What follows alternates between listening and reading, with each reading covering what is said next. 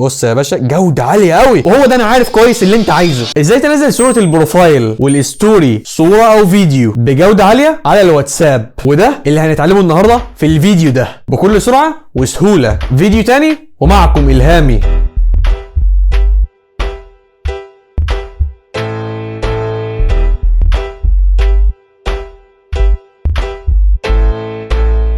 السلام عليكم، ازيكم يا جماعه الخير، عاملين ايه؟ واهلا بيكم في فيديو تاني ومعكم إلهامي. ناس كتير بتشتكي ان صورها في الجاليري بتكون جودتها عاليه، التفاصيل والحده والالوان وكل حاجه 100 فالناس دي لما تيجي تنزل صورها على الواتساب، صوره البروفايل او الستوري، فيديو او صوره، جودتهم بتقل حرفيا، الجوده بتضيع. وانا متاكد بنسبه كبيره بما انك فتحت الفيديو ده فانت منهم. فالسؤال المهم واللي بيسال نفسه واللي كتير من الناس بتساله وعايزه تعرف اجابته، ليه الواتساب بيقلل جودة صورة البروفايل والستوري سواء كان فيديو او صورة؟ الإجابة بكل بساطة يا صاحبي ان الواتساب بيطلب جودة معينة لصورة البروفايل او الستوري، وانت صورة البروفايل بتاعتك او الستوري بتاعتك بتبقى في الجاليري جودتها عالية، فانت لما تيجي تنزلها بالجودة العالية دي الواتساب بيضطر ان هو يضغط صورة البروفايل او الستوري بتاعتك وينزلهم بأسرع وقت ممكن وبيقلل جودتهم. احنا في الفيديو ده هنتعلم ازاي نخلي صورة البروفايل بتاعتنا والستوري على نفس الحجم اللي بيطلبه الواتساب عشان صورة البروفايل والستوري تنزل باعلى جوده ممكنه بيطلبها الواتساب،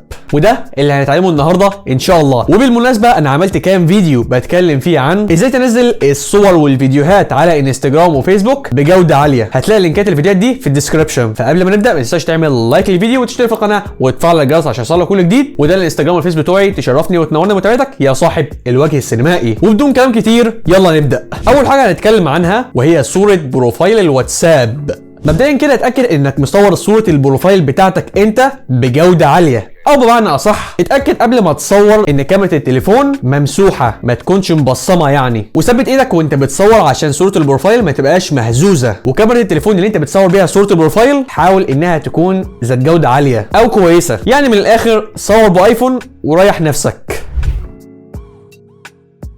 اول حاجه هتعملها ان انت هتفتح صوره البروفايل بتاعتك على الجاليري زي ما انت شايف كده. فلنفترض مثلا انا اختار الصوره دي، او مثلا على اي برنامج ايديت زي مثلا برنامج لايت روم، فلنفترض مثلا انا فتحت على الجاليري هنا وهضغط على ايديت من فوق هنا. بعد ما تعمل الايديت الخطير بتاعك في خطوه مهمه جدا اتاكد ان انت عاملها، وهي انك تعلي الشاربنس. شايف انت الشاربنس؟ اتاكد ان انت معليه، مثلا هنخليه على 25. الشاربنس بتدي حده للصوره بتاعتك وبتوحي للي بيشوف في صوره البروفايل بتاعتك ان هي ذات جوده عاليه. بص كده بعد ما عملنا حوار الشاربنس جوده الصوره عليت شويه. بص جوده الصوره عاليه ازاي على كده 100. ودلوقتي هنظبط صوره حجم البروفايل بتاعتنا. هتضغط على خيار كروب اللي تحت ده، وبعدين هتضغط على الخيار اللي هو اللي فوق ده، وهتختار حجم السكوير اللي انت شايفه ده، وطبعا هنوسطن الصوره بتاعتنا بالظبط. والسكوير ده يا جماعه هو حجم صوره البروفايل. او ممكن تفتح صوره البروفايل بتاعتك على برنامج استوديو وتضغط على الواحد اللي موجود فوق ده، وبعدين الارقام اللي موجوده فوق دي، وبعدين يا صديقي هتبص كده تحت هتلاقي عندك احجام كتيره جدا، هتقلب شمال على الاخر حتى ما تلاقي اللي هو السكوير ده وتضغط صح وتحفظ الصوره بتاعتك. والدليل على كلامي هنشوفه دلوقتي. هتفتح الواتساب على صوره البروفايل بتاعتك، هضغط على ايديت من فوق كده، تشوز فوتو، وهي دي الصوره اللي احنا لسه حافظينها حالا. نضغط عليها وبعدين زي ما انت شايف كده الصوره اتحفظت بالظبط على حجم البروفايل. بص كده معايا، شايف انت الدايره دي حواف الدايره بص ملامس لاطراف الصوره زي ما انت شايف كده، ده معناها ان حجم الصوره بتاعتنا على نفس حجم صوره البروفايل في الواتساب بالظبط. وكده يا صاحبي اضمن لك ان صوره البروفايل بتاعتك تنزل على الواتساب بجوده عاليه. بس طبعا ما تقعدش بقى ايه تزوم كده وتعمل كده، لا اعمل كل حاجه في الجاليري او على برنامج استوديو في البدايه، فاهمني؟ تاني حاجه هنتكلم عليها وهي ستوري الواتساب، فيديو او صوره. واول طريقه هتنزل برنامج اسمه بيور بيكسل. البرنامج ده مهم جدا عشان انت بتحط عليه صورتك او الفيديو بتاعك وبيضغط الصوره او الفيديو بتاعك على نفس حجم ستوري الواتساب، فبتنزل بجوده عاليه. وهتشوف دلوقتي هنفتح دلوقتي البرنامج على الصوره اللي انا عايز انزلها على الستوري بتاعتي على الواتساب بجوده عاليه. فانا دلوقتي هختار الصوره دي وحددتها وهضغط على نيكست. وزي ما انتم شايفين دلوقتي انا هضغط على الخيار ده، بس قبل ما اضغط هو كاتب لك ملاحظه مهمه جدا هنا، بيقول لك ان انت بعد ما تضغط اضغط الصوره دي اللي انت عايز تنزلها على ستوري الواتساب، روح على طول وشيرها على ستوري الواتساب. ما تحطش فلتر، ما تعملش عليها ايديت، وما تعملش عليها كروب، عشان لو عملت حاجه من الثلاث حاجات دي جوده الصوره هتقل. فانا دلوقتي هضغط على كومبريس فوتو، شايفين دلوقتي هو بيضغط الصوره. هنضغط على شير ونشيرها لستوري الواتساب، وهنختار الستوري. وكده انا شيرتها على الستوري. بص كده هنفتحها. بص يا صاحبي كده انا هعمل زوم، حدثني يا صديقي على الجوده والحده وكل حاجه. صراحه الجوده عاليه جدا. هنزل دلوقتي ستوري على الواتساب، بس مش من البرنامج اللي احنا لسه منزلينه اللي هو بيور بيكسل، لا هنزل نفس الستوري بس من الجاليري على طول، ونشوف الفرق بين البرنامج وبين الجاليري على طول. كده انا فتحت الستوري وهختار دلوقتي من الجاليري الصوره بتاعتي. وزي ما انت شايف كده عندنا دلوقتي صورتين، صوره البرنامج وصوره الجاليري. بص يا صاحبي دي الصوره اللي احنا عملناها ببرنامج بيور بيكسل. بص كده الجوده عامله ازاي. بص بقى الصوره اللي بعديها،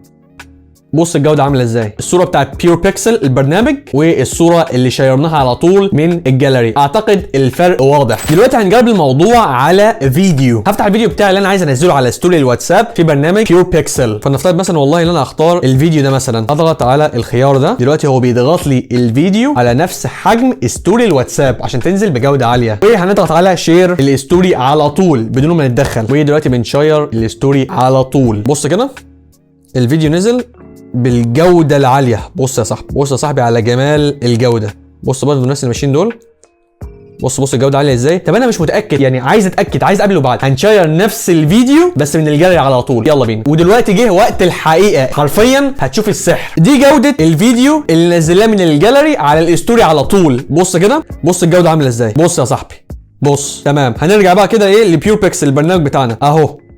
ايه رايك؟ ايه رايك؟ مش ده اللي انت عايزه؟ لايك وسبسكرايب، لايك وسبسكرايب واعمل شير. بص الجوده تعبانه ازاي، الجوده ميته اعوذ بالله. بص كده، بص يا باشا جوده عاليه قوي. وهو ده انا عارف كويس اللي انت عايزه، مش ده اللي انت عايزه. بس في الطريقه دي او برنامج بيور بيكسل في مشكلتين خلي بالك منهم. اول مشكله ان انت لو اخترت صوره معينه عايز تنزلها في الستوري وعملت عليها ايديت وظبطت الدنيا، وبعدين خدت الصوره دي بالايديت بتاعها وحطيتها على برنامج بيور بيكسل، بعد ما يضغطها وتنزلها على الستوري هتبص في الستوري كده هتلاقي اللون اتسحب او الايديت قل شويه. دي الصوره اللي نزلناها من الجاليري على طول بجودتها القليله فيها الوان، لكن بص كده بقى ايه برنامج بيور بيكسل تحس الايديت اللي انت عملته قل شويه، فخلي بالك من الملحوظه دي. ولكن في الفيديوهات الالوان ما بتتسحبش، يعني المشكله دي موجوده في الصور بس مش موجوده في الفيديوهات. الفيديوهات الالوان بتبقى زي ما هي. تاني مشكله ان البرنامج بيديك مرتين او ثلاثه تعمل عليهم الستوري بتاعتك عشان تنزل بجوده عاليه، وبعدين الموضوع بيبقى باشتراك بس هو اشتراك رمزي بسيط يعني. تاني طريقه وهي تركايه الصور. لو حد مثلا بعت لك صوره زي ما انت شايف كده على الواتساب اكيد جودتها بتقل، فازاي ننزلها على الستوري وتنزل نوعا ما بجوده كويسه او نحاول ننقذ ما يمكن انقاذه؟ بكل بساطه هتضغط على الصوره ضغطه مطوله وبعدين هتعمل فورورد شير الستوري بتاعتك على طول، وكده احنا شيرنا الصوره بتاعتنا من الشات للستوري على طول، ما جبناهاش من الجاليري. دلوقتي هنحفظ الصوره من الشات وننزلها من الجاليري للستوري على طول ونشوف الفرق. وكده زي ما انتم شايفين يا جماعه دي الصوره اللي شيرناها على طول من الشات، ودي الصوره اللي حفظناها من الشات وبعدين رحنا الجاليري ونزلناها على الستوري. نشوف دلوقتي قبل وبعد. بص كده دي الصوره اللي عملناها على طول شير من الشات، يعني الجوده قد تكون نوعا ما مقبوله، ودي الصوره طبعا اللي احنا حفظناها من الشات وبعدين فتحناها على الستوري ونزلناها بطريقه غير مباشره. وبس كده، ده كان فيديو النهارده، اتمنى يكون عجبكم وتكونوا استفدتوا. ولو حابين اعمل فيديو عن موضوع معين اكتبوا لي في الكومنتس وانا بقرا كل الكومنتات